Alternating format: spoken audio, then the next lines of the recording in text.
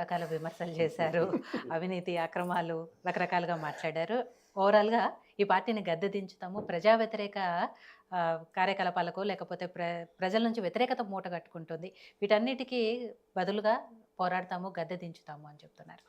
సరే వ్యక్తిగతంగా ఎమ్మెల్యే గారు ఏంటి అంటే వారు మంచి మాట్లాడేటప్పుడు ఒక మంచి భాషని దాంతోపాటు ఒక మంచి ప్రాసను వారు అంటే ఒక మాట మాట్లాడుతూనే ఆ ప్రాసను వెతుక్కొని సిద్ధంగా ఉండి లింక్లో మాట్లాడతారు. సరే వారు మాట్లాడిన దాంట్లో తప్పేం లేదు, ఆశపడిన కూడా తప్పేం లేదు. నేను సూటి వారి ప్రశ్న నా ప్రశ్నకు ఏ బీజేపీ దగ్గర కూడా సమాధానం లేదు.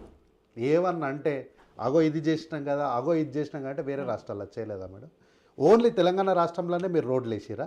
వేరే రాష్ట్రంలో రోడ్లు వేయలేదా? గుజరాత్లో రోడ్లు వేసుకోలేదా? మీరు మాత్రం సబర్మతి రివర్ ఫ్రంట్ కోసం కోట్ల రూపాయలు వెచ్చించి డెవలప్మెంట్ చేసుకోవచ్చు, మేము మాత్రం మా మూసి రివర్ని డెవలప్ చేసుకోవద్దు. ఎట్లా మేడం ఇది? మీరు అంటే ఈ తెలంగాణ రాష్ట్రానికి మీరు చేస్తున్నారు, ఎట్లా చేస్తున్నారు తెలుసా మేడం? అన్ని రాష్ట్రాలకు ఇచ్చినట్టు సాధారణంగా మీకు అందరితో పాటు బంతిలో కూర్చుంటే బంతి భోజనం పెడుతున్నారు. ఎన్నికలు ఉన్నప్పుడు మాత్రం ప్రత్యేక ప్యాకేజీలు వాళ్ళకి ఇస్తున్నారు. కానీ విభజన హామీలలో భాగంగా తెలంగాణకి హక్కుగా రావాల్సిన వాటిపైన మీ పాత్ర ఏంటి అంటే మాత్రం అది చెప్పకుండా చివరిలో ఎమ్మెల్యేఆర్ మాట్లాడినట్టు పరీక్షలపైన, పిల్లలపైన దాన్ని మళ్ళీ తీసుకొచ్చి రంజాన్ ఉంది కాబట్టి హిందువులు అని చెప్పేసి మళ్ళీ దాన్ని తీసుకొని వాళ్ళ ప్రశ్న ఇంకా ఇరుక్కుపోయినా మనం ఇక్కడ ఇంకా సమాధానం చెప్పలేము ఇంకా అన్న టైంలో తీసుకొచ్చి ఇట్లాంటి వ్యాఖ్యలు చేస్తారు. దాని గురించి మాట్లాడినప్పుడు చర్చ పక్కదారికి వెళ్ళిపోతుంది. కాబట్టి ఏంటంటే ఈరోజు ఆర్గనైజేషన్లో వాళ్ళే ఒప్పుకుంటున్నారు మా ఆర్గనైజేషన్లో లోపాలు ఉన్నాయి అని చెప్పి. టీచర్స్ ఎన్నికలల్లో టీచర్లు వాళ్ళ సమస్యలు ఏముందో వాళ్ళ యూనియన్లు వాళ్ళు బ్రతికించుకొని వాళ్ళ యూనియన్లు వాళ్ళు బలపడి వారికి హక్కుగా రావాల్సినవి వారు సాధించుకోవాల్సిన బాధ్యత వాళ్ళ మీద ఉంటుంది. వాళ్ళ మధ్యలో మీరెందుకు రాజకీయాలు చేస్తారు? వాళ్ళకి తెలుసు కదా ఉపాధ్యాయులు వారికి ఉన్నటువంటి పిఆర్సీలు ఏం రావాలి, డిఏలు ఏం రావాలి, ఇవన్నీ వాళ్ళకి తెలుసు. వాళ్ళ మధ్యలోకి మీరెందుకు పోయి రాజకీయాలు చేస్తారు? రాజకీయాలు చేయాల్సిన అవసరమే లేదు. అక్కడ గతంలో ఎప్పుడు కూడా గ్రాడ్యుయేట్ ఎమ్మెల్సీలు కాంగ్రెస్ పార్టీ నుంచి పోటీ చేసి గెలిచారు, ఓడిపోయారు, రాజకీయాల సహజం. కానీ టీచర్స్ విషయంలో అసలు కాంగ్రెస్ పార్టీ ఎప్పుడు పోటీ చేయలేదు. వాళ్ళ మధ్యలో చిచ్చు పెట్టాల్సిన అవసరం ఎప్పుడు చేయలేదు మేడం. లేదు, ఎప్పుడు లేదు. మీరు చూడండి కావాలంటే ఎప్పుడు కూడా లేదు. నాకు తెలిసిన రాజకీయాల్లో నేను ఎప్పుడు కూడా హిస్టరీ లేకుండా, డాక్యుమెంట్ లేకుండా ఎప్పుడు మాట్లాడా. నాకు తెలిసినంత వరకు సబ్జెక్టు కరెక్షన్ నాకు తెలిసినంత వరకు ఇప్పటివరకు కాంగ్రెస్ పార్టీ ఎప్పుడు కూడా టీచర్స్ ఎన్నికల్లో ప్రత్యక్షంగానే పరోక్షంగానే ఎప్పుడు కూడా పాల్పంచుకోలేదు. ఈరోజు వీళ్ళు అంటారు మేమేదో 15 నెలల్లో మొత్తం అవినీతి జరిగిపోయింది, మొత్తము కూరుకపోయింది, అసమర్థ పాలన అంటారు. మీరు బాగా పరిపాలిస్తున్నారు కదా సార్. 2 సార్లు అవకాశం పొందినటువంటి మీరు అపరిమితంగా మీరు పరిపాలిస్తున్నారని 3వసారి కూడా అవకాశం ఇచ్చారు కదా. అమిత్ షా గారు, నడ్డా గారు, నరేంద్ర మోడీ గారు ఇక్కడ ఈ తెలంగాణ గడ్డ మీద నిలబడి కాళేశ్వరం ఏటీఎం అయిపోయింది, అవినీతిమయం అయిపోయిందని మీరే అన్నారు కదా. మేము కమిషన్ వేసినాము, మేము కమిషన్ ఇస్తే వారు ఉత్తరం రాశారు. మా సర్కారు నుంచి, మా కాంగ్రెస్ పార్టీ ప్రభుత్వం నుంచి వారిని విచారణించి దానిపైన ఏముందో నిగ్గు తేల్చాల్సిన బాధ్యత మా మీద ఉంది. కూడా ఆ ప్రయత్నాలు మేము చేస్తున్నాం. కేంద్ర ప్రభుత్వంగా మీరేం చేస్తున్నారు? మీ పాత్ర ఏంటి ఇక్కడ? ఈరోజు ప్రభాకర్ రావు గారు పారిపోయినారు. మా వంతుగా మా పరిధిలో ఉన్నటువంటి అధికారాలతోని ఉన్నటువంటి వాళ్ళని తీసుకొచ్చి జైల్లో పెట్టి విచారణ చేసినాం. ఆయన పోయి నేను శరణార్థిని ఆడ బతుకుతున్నాడు. మీ డిపార్ట్మెంట్లో ఉన్న వాళ్ళని మీరు తీసుకురావచ్చు కదా. మీరు అది చేయరు. అది అడిగితే రాహుల్ గాంధీ కులమేంది అని అంటారు. ఇంకా మళ్ళీ అట్లా పోతే ఇంకో రకంగా మాట్లాడతారు. మేడం ఈరోజు బీఆర్ఎస్ పార్టీ, బీజేపీ పార్టీ చాలా రోజులుగా మేము చెప్తున్నాం నాణ్యానికి బొమ్మ బొరుసు వీళ్ళిద్దరు కలిసే ఉంటారని చెప్తారు. ఈరోజు ఒక ప్రశ్న అడుగుతాం మేడం, సింపుల్ ప్రశ్న. సాధారణ శాసనసభ ఎన్నికల్లో వాళ్ళు ఓడిపోయారు. పార్లమెంట్లో వాళ్ళకి 0 స్థానాలు వచ్చినాయి. ఈరోజు ఎమ్మెల్సీలో వాళ్ళు పోటీ చేయలేదు. నికరమైన ఓటు బ్యాంక్ ఉంది కదా బీఆర్ఎస్ పార్టీకి. ఈ నికరమైన ఓటు బ్యాంకు ఎవరికి పోయింది? ఎక్కడ పోయింది? టీచర్స్ ఎమ్మెల్సీలో మీరెందుకు పోటీ చేయాలంటే అసలు మేము ఎప్పుడు కూడా అటు పక్కకు పోటీలకు పోలేదు. అటు పక్క అసలు మేము ఓట్ బ్యాంకు పరంగా కూడా మేము వాళ్ళని ఎప్పుడు అట్లా చూడలేదు. కానీ ఈరోజు బీఆర్ఎస్ పార్టీకి గ్రాడ్యుయేట్ ఎమ్మెల్సీలో ఓటు బ్యాంక్ ఉంది కదా. మీ ఓటు బ్యాంక్ ఎవరికి వెళ్ళి కాంగ్రెస్కి వేయించినారా, బీజేపీకి వేయించినారా? ఎవరి మద్దతు ఉంటే ఈరోజు అంజిరెడ్డి గారు జరిగినటువంటి 3-4 రౌండ్లలో ముందంజలకు ఎట్లా వచ్చినారు? మీరు దానిపైన సమాధానం చెప్పాలి ఈరోజు బీఆర్ఎస్ పార్టీ. అది చెప్పరు.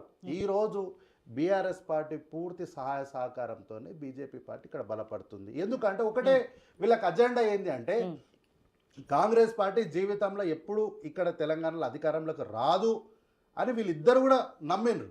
కానీ రేవంత్ రెడ్డి గారు కాంగ్రెస్ పార్టీ కార్యకర్తలు పోరాటం వల్ల ఈరోజు ఇక్కడ అధికారంలోకి వచ్చిన తర్వాత సరే గెలిస్తే గెలిచిర్లే ఎవరో ఒకరు అవుతారు ముఖ్యమంత్రి, మనం క్షణాలలో నెలల్లో మన ప్రభుత్వం పడగొట్టేసి మళ్ళీ మనం గద్దెనెక్కుదాము, మీకు మేము మాకు మీరు మనం చేసుకుందాంలే అని అనుకున్నారు. అనూహ్యంగా రేవంత్ రెడ్డి గారు ముఖ్యమంత్రి అయ్యేసరికి ఒక టఫ్ క్యాండిడేట్ అయ్యేసరికి ఇప్పుడు వీళ్ళకి ఏం అర్థమవుతలేదు. ఆయన ఫామ్ హౌస్ దాటి బయటికి రాడు, ఎన్నికల్లో పోటీ చేయడు, జరిగిన ఎన్నికలల్లో మొత్తం వీళ్ళకు మద్దతు ఇస్తూ వీళ్ళని గెలిపిస్తూ మేడం ఎంపీ ఎలక్షన్లలో మేము 8 సీట్లు గెలిచినాము, అవి మీకు కనిపిస్తలేవా, మల్కాజ్గిరిలో గెలిపించినామని ఎమ్మెల్యే గారు అంటున్నారు. మేడం ఈరోజు జరిగినటువంటి ఒక సందర్భంలో కేటీఆర్ గారి సమక్షంలో మళ్ళా నన్ను పార్టీలోకి చేర్చుకున్నందుకు ధన్యవాదాలు, ఆ రోజు కాంగ్రెస్ పార్టీని ఓడించాలనుకున్నాము, ఓడించినాము, ఆ తర్వాత మళ్ళా బీజేపీ గెలవాలనుకున్నాం, గెలిచినామని చెప్పి టీఆర్ఎస్ పార్టీ కార్యకర్తలు నాయకులు ఈరోజు అఫీషియల్గా మీడియా ముందుకు వచ్చి చెప్తున్నారు. మేడం అట్లాంటి ఆధారాలు ఉన్నాయి, మీకేమంటే మీ ద్వారా ప్రజల ముందు పెడతాను నేను. కాబట్టి ఈరోజు ఏంటి అంటే ఎక్కడైనా సరే ఏదో ఒక రకంగా చేసి బీఆర్ఎస్ పార్టీ కానీ బీజేపీ పార్టీకి ఉన్నటువంటి అల్టిమేట్ టార్గెట్ ఏంటి అంటే రేవంత్ రెడ్డి గారిని దింపాలి. ఇప్పుడు ఈ ఏ కారణాలు దొరుకుతలేవు, ఏ కారణాలు దొరకకపోయేసరికి మేము మా పార్టీ ఇన్ఛార్జ్ని మా ఎన్నికల వ్యూహంలోనో మా రాజకీయ వ్యూహాల్లోనో మేము మార్చుకుంటే ఆయన వచ్చి సీఎంఓ డిసెంబర్ కల్లా దిగిపోతాడని అంటారు. ఎస్, కాంగ్రెస్ పార్టీలో మార్పులు వస్తున్నాయి మేడం, డెఫినెట్గా కాంగ్రెస్ పార్టీలో మార్పులు వస్తున్నాయి. ఆ మార్పులు ఏంటి అంటే పార్టీలో రాజకీయాల్లో పార్టీకి ఒక హద్దు అనేది ఒక గీత అంటూ ఉంటుంది. ఆ గీత దాటిన వాళ్ళపైన వేటు వేసి నిర్దాక్షిణ్యంగా వాళ్ళను బయటికి పంపించడంలో పార్టీలో మార్పులు వస్తున్నాయి. కింది స్థాయి కార్యకర్తలు కాంగ్రెస్ పార్టీకి 10 సంవత్సరాలు ఎవరైతే కాంగ్రెస్ పార్టీ కార్యకర్తలు ఉన్నారో వారిని గుర్తించడంలో మార్పులు వస్తున్నాయి. బీసీ కులగణన చేస్తున్నాం, ఎస్సీ వర్గీకరణ చేసి బీసీలకు ఎస్సీలకు న్యాయం చేస్తూ బీసీలకు 42% సీట్లు ఇవ్వడానికి కసరత్తు చేయడంలో మార్పులు వస్తున్నాయి. మీ పాత్ర ఏముంది? తెలంగాణ రాష్ట్రంలో ప్రజలకు ఇగో ఇది మా పాత్ర మేము చెప్తున్నాం, మీరేం చెప్తున్నారు? మీ పాత్ర ఏముంది? ఏం చెప్తారు మీ పాత్ర అంటే రంజాన్లో ఎలక్షన్ మీరు ఎగ్జామ్ డేట్ మార్చినారు, ఎందుకు ముస్లింలు మొత్తం అరాచకాలు సృష్టించడానికి అంటారు. ఎందుకు మేడం? వాళ్ళు చేసిన అన్నిటి మాత్రం మీరు పాల్పంచుకుంటారు, దీంట్కి వచ్చేసరికి మాత్రం ఎందుకు ఇట్లా మాట్లాడతారు? ఏముంది? ఎప్పుడో 1947లో జరిగినటువంటి సంఘటనల్ని ఎందుకు ఇంకా ఈ రోజుకు దాన్ని పట్టుకొని ఇంకా ఇట్లాంటి అరాచకీయాలు ఎన్నాళ్ళు చేస్తారు ఇట్లా? కాబట్టి ఈరోజు వీళ్ళే అంటున్నారు మతం వద్దు, కులం వద్దు అని. రండి, మళ్ళా మతం మీదనో కులం మీదనో లేకుండా రాజకీయాలు చేద్దాం, స్వాగతం, కాంగ్రెస్ పార్టీ సిద్ధంగా ఉంది. కాబట్టి దీనిపైన ఏమని ఉంటే చెప్పాలి. కానీ కాంగ్రెస్ పార్టీలో బీజేపీ పార్టీ అధికారంలోకి వస్తామంటే రావచ్చు, కానీ వచ్చే కన్నా ముందు మీరు ఈ 11 సంవత్సరాలు దేశంలో చేసిన ఘనకార్యాలు ఏందో చెప్పి ఇక్కడ మేము అధికారంలోకి వస్తామని చెప్పాలి. మీరు గత పాలకుల్ని కల్వకుంట్ల చంద్రశేఖరరావు గారు చేసినటువంటి అవినీతి పైన మీరే ఆరోపణలు చేసినారు కదా, ఈ 15 నెలల్లో మీరేం ఘనకార్యాలు చేసినారో చెప్పి మేము అధికారంలోకి వస్తామని చెప్పాలి. కానీ ఉట్టిగానే వేగ్గా ముఖ్యమంత్రి గారి మీద కాంగ్రెస్ పార్టీ నిందలు వేయడం సరికాదు.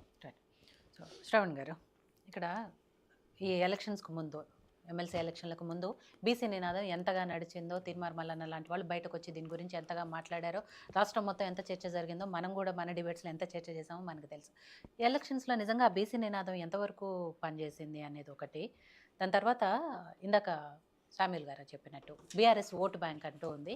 ఆ ఓటు బ్యాంకు ఈ ఎలక్షన్లో ఎవరికి వెళ్ళింది, ఎవరికి సపోర్ట్ చేశారు అనేది. అట్ ద సేమ్ టైమ్ ఈ ఎలక్షన్స్లో కూడా మళ్ళీ నేను ప్రతిసారి చూస్తూనే ఉంటాయి, గ్రాడ్యుయేట్స్ ఎలక్షన్స్ కానీ లేకపోతే టీచర్స్ ఎమ్మెల్సీలో చెల్లని ఓట్లే ఎక్కువగా వస్తుంటాయి. వాళ్ళే చదువుకున్న వాళ్ళు, వాళ్ళే గ్రాడ్యుయేట్లు, వాళ్ళలో చాలా చైతన్యం ఉంటుంది అనుకుంటాం. కానీ ప్రతిసారి కూడా అఫ్కోర్స్ ఇది కొంత కన్ఫ్యూజన్ ఓటే, ఎందుకంటే మొదటి ప్రాధాన్యత ఓట్లు, రెండో ప్రాధాన్యత ఓట్లు ఏదో రకరకాలుగా ఉంటాయి కాబట్టి కన్ఫ్యూజన్ అనేది కొంత ఉంటుంది. కానీ ప్రతిసారి చెల్లని ఓట్లు ఎక్కువ వస్తున్నాయి. ఈసారి కూడా చెల్లని ఓట్లే చాలా ఎక్కువ వచ్చాయి. దానివల్లే ఇప్పుడు రిజల్ట్ రావడానికి కూడా లేట్ అవుతుంది అనేది. ఎందుకు ఇది